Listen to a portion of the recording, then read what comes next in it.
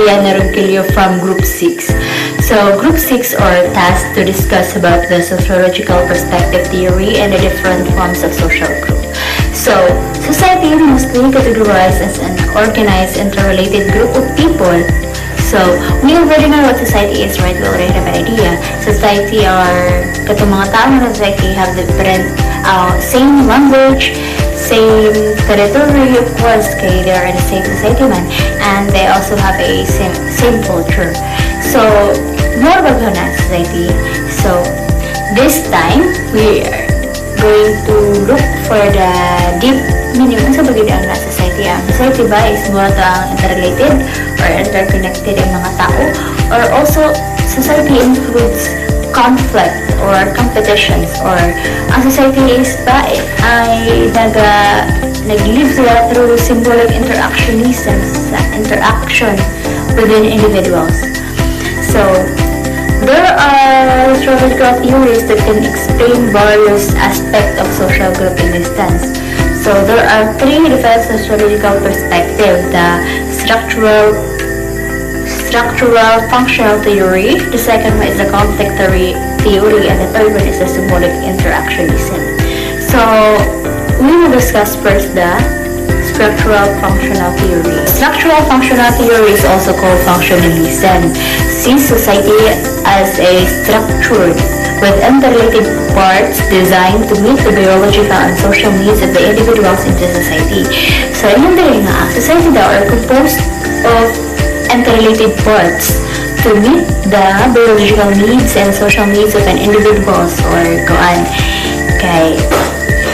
A philosopher and a biologist, Herbert Spencer, saw similarities between human body as the different human body organs work together to make the body functioning, and different parts of the society works together to make the society functioning.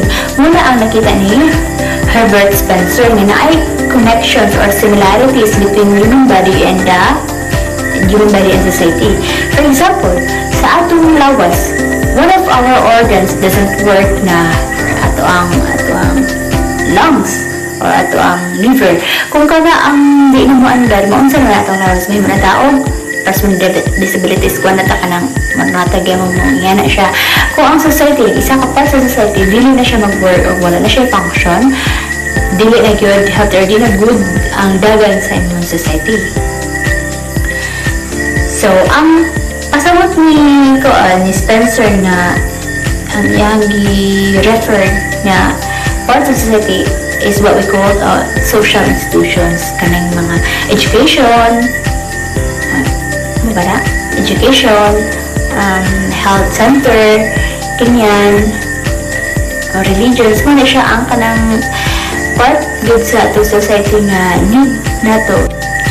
Another sociologist named Emil Durkheim believed that society is a complex system of interrelated and interdependent parts that work together to maintain stability.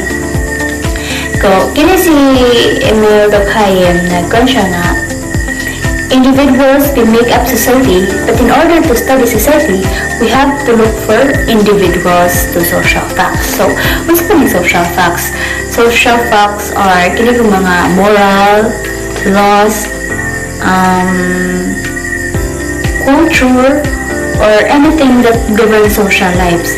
Kung ato na mo siyang i-look beyond individuals, mas dali nato masabtan ang dagan sa ato ang society. For example, always remember that these social facts have different functions within a society. For example, ang law. Para sa ako, ang function sa law is to preserve public safety. And other people, para sila ang law is to punish criminals. Ang uban is to maintain equality, to listen, para makuha na ato mga voices. It functions sa ato ang different social facts. Another sociologist, Robert Merton, pointed that social processes have many functions: the manifest functions and the latent function. Manifest function, muna siyang katong obvious, southside. The latent function is kabaliktaran, not obvious and self-exalted. For example, sa manifest functions of the elementary teachers, elementary educators. Manifest function, elementary teachers are obviously is they are intended to serve, they intend to give knowledge to their students, diba? They are obliged to teach. Teachers are obliged to shape their students for the better futures of their students. Muna siya masunod ang manifest function because it is obvious. We all know that mo din ang function sa mga teachers. But teachers are not required to take care of their students. Sa mga elementary, para ng mga grade 1, teachers are not obliged to ilo-ilo na tayo sa ilahang mga estudyante. Lahat ng function na kaya dili lang siya obvious when we talk about teachers. Dili siya basta-basta masunod sa itong ay katong second parent sa atong mga kuan, second parent na to, dili na siya kuan. Kaya lahat ng functions na kanang dili siya kayo obvious ba, but still function siya sa mga second parent na mga teachers. They're not obliged to take care of us, to look for our safety sa atong kuan, sa atong schools. Kung natin manifest functions and the latent functions, we also have dysfunction. And so by dysfunction, when we talk about educations or kuan, right? Dysfunctions when a student failed in his exam, when a student didn't graduate, he stopped. Kaya more class the functions. Students were supposed to graduate, right? Students were supposed to learn. Students were supposed to pass in different exams or in quizzes.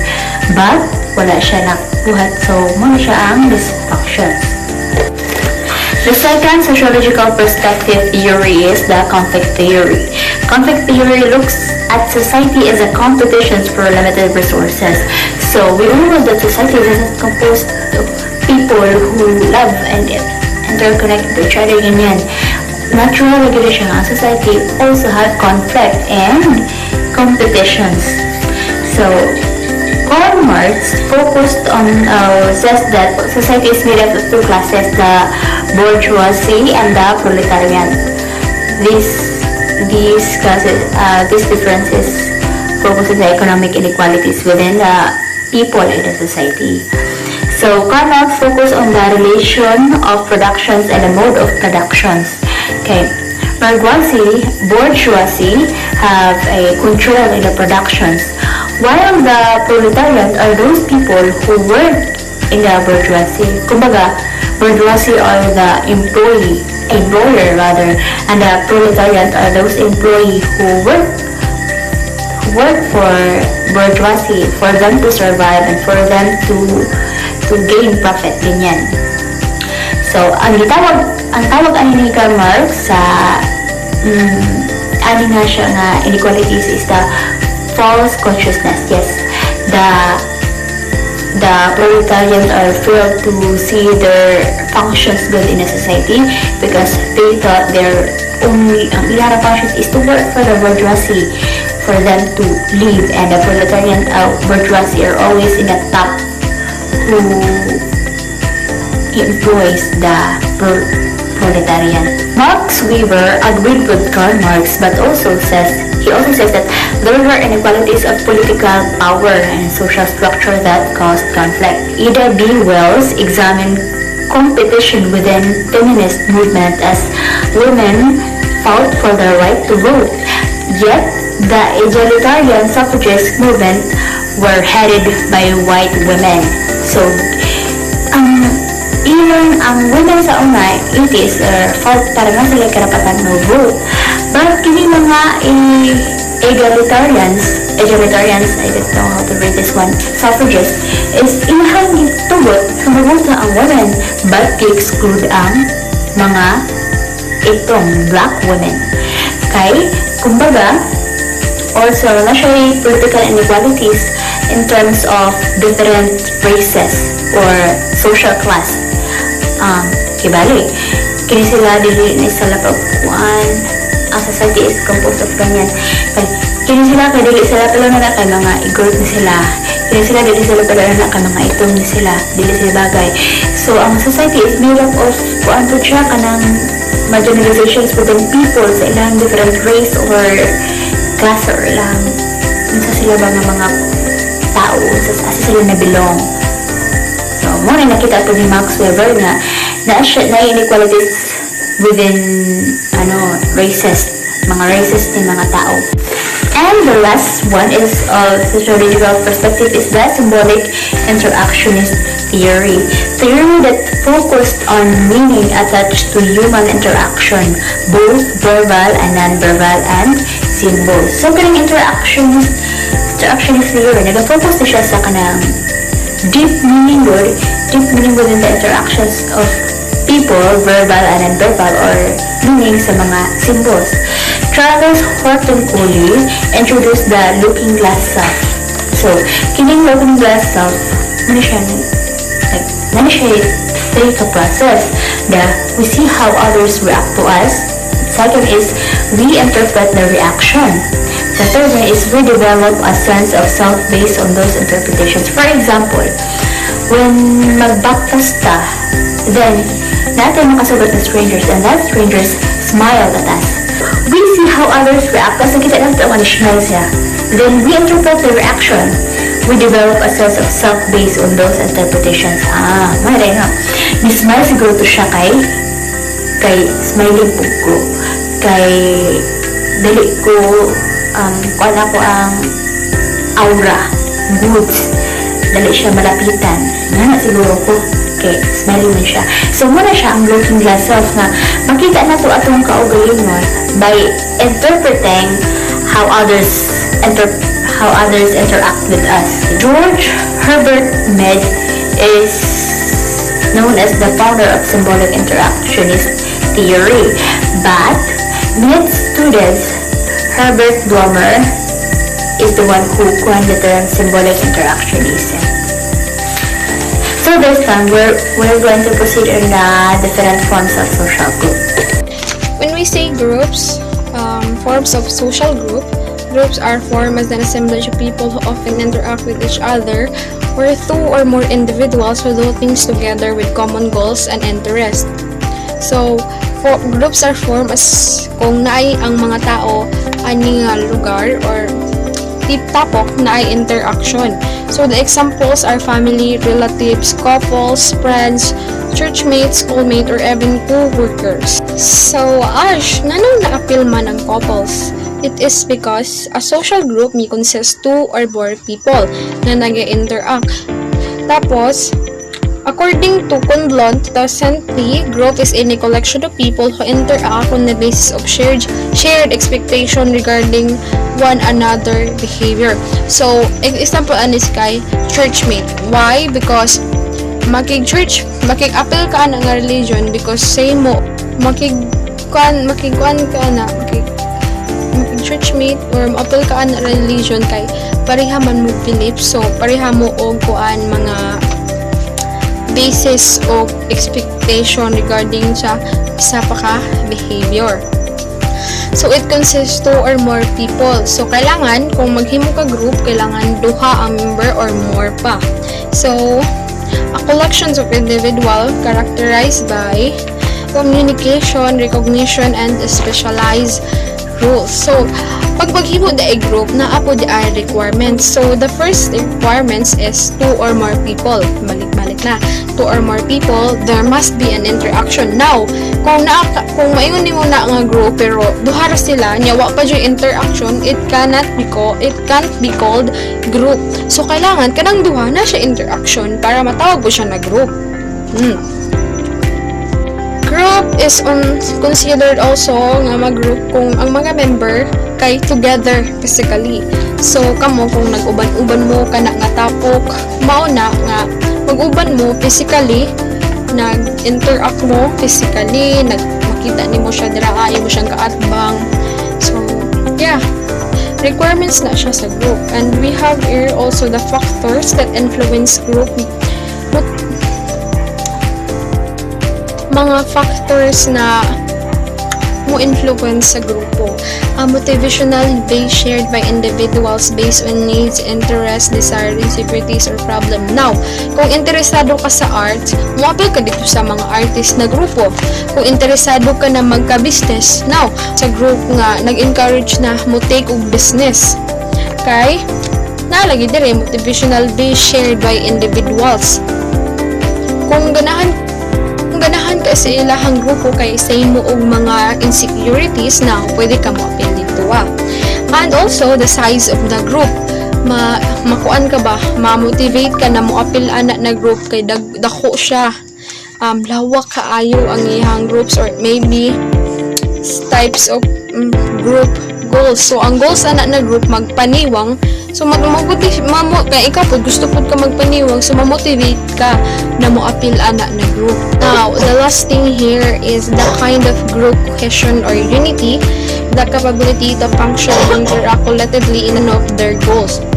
Ibale, mo-appeal ka sa isa ka group na ganahan ka kay gana kaayo ilahang unity, gana kaayo ilahang pag-uban, gana kaayo ilahang mga advocacy ka. So, mamotivate ka na mo-appeal ana kay syempre, murag gana kaayo sa feeling na makapil ka sa grupo na nagtinabangan. General characterization of a group. Group is characterized by the following. 1. A group has identity identifiable by both its member and outsiders. 2. A group has a social structure in the sense that each part or member has a position related to other position. 3. Each member in a group has roles to play. 4. There is mutual reciprocity among members in a group. Aggregate is mo ng mga tao nga nasa isa ka place or crowded place tapos wala interaction nga nahitabo. Like for example, nagsakay ka og Vikings. Ang category kay a simple collection of people na same or nag-share of characteristics, and ang distinctive characteristics kay having a quality or characteristics that makes a person or team different from others. For example, tumboy o bayot. Collectivity, mga tao nga nasa isa ka place or gitagaan sila o kanang oras kung unsa oras mo ato dito like for example sa simbahan. Importance of a group. 1. A group is a major source of solidarity and cohesion. 2. A group reinforces and strengthens our integration into society. Number 3. A group shares basic survival and problem-solving techniques to satisfy personal and emotional needs. Number 4. A group gives meaning and support to the individual. Importante sa usa ka grupo ang unity and ang pag-agree sa inyong mga nasabutan ug dapat na may teamwork. Pagkaduha, ang grupo is nag-reinforce or gina-strengthen dapat niya ang atong relationship sa society. Pangkatulo, ang isa ka grupo kay nag-share siya og basic na mga survival and problem-solving technique para masatisfy nila ilang personal and emotional needs. Pangkaupat, ang isa ka grupo kay dapat na ay support sa matag usa. How is group formed? First, the desire to achieve an objective. Number 2, to meet the needs of the individual member. 3, people are treated alike by others. Diri ang grupo kanay ilhanan or identity is member ba siya or outsider. Pangkaduha, ang grupo kana ay social structure or social relationship that each member has a position. Pangkatulo, each member of the group is na sila rules to play. And pangkaupat, may exchanging ideas or answer ang mga members sa isa ka grupo. Group as distinguished from other collection of people, like number 1, aggregate. A simple collection of people who are in the same place at the same time without interacting with each other. Number 2, category. A simple collection of people who share distinctive characteristics like age, sex, race, income, social class, occupation, religion, and political beliefs and ethnicity. Number 3, collectivity. Collection of people in a given place and time. Classification of group. First, primary group. First, personal and intimate relationship. Mention emotional, physical relationship that has sexual and romantic outcomes na siya. And second, face-to-face communication.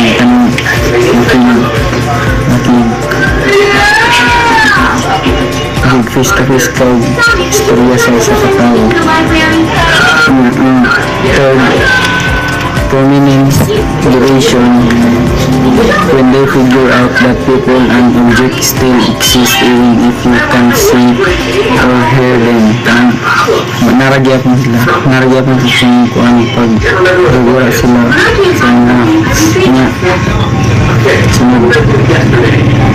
a strong sense and loyalty or feelings. Ano siya mga isog, tas mga loyal, may mga feelings.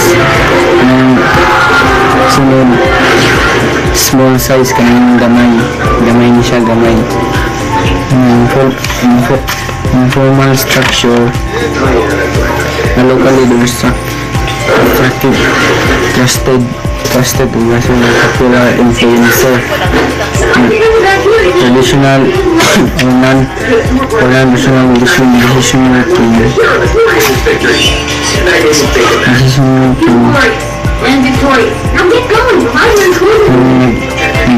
Iyaw kanda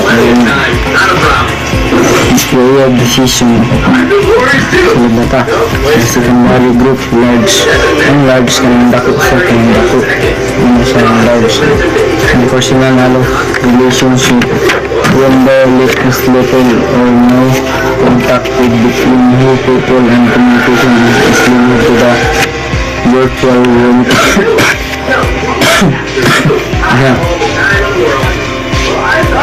Yung direct communication, muna siyang direct kang dili makipag-communicate sa katao, dili din niya direct to huma. Temporary duration expected to the last for a short period of time, muna siya.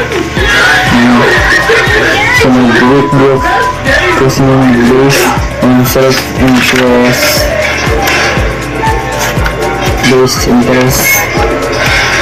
There is very little interaction among the group. Nasa lang yung interaction ba? Nasa lang interaction sa lang yung group. Personal decision making. A problem-solving methodology that factors in objectivity and logic instead of subjectivity. Integration to achieve a goal. And siya, ang last, formal structure. Railway engineering firm might have a dedicated signal and system department na national formal structure like engineering. Good day everyone, my name is Jenny and I'm Rolly from Group 6. This is my part of report, Group Boundaries. A and Group.